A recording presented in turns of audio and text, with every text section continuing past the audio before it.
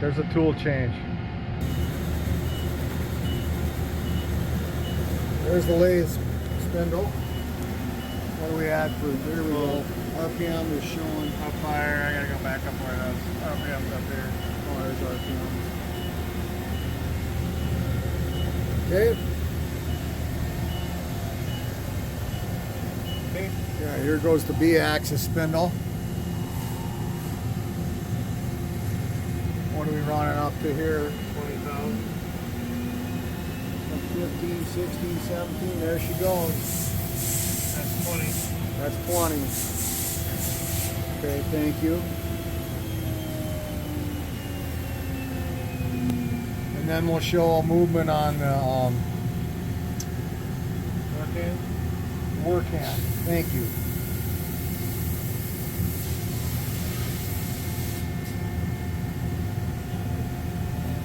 I gotta boom everything out, so.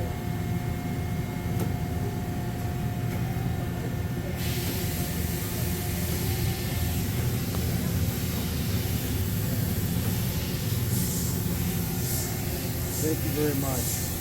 I'm gonna walk around the machine now if you wanna. I'm gonna put this back on. Okay.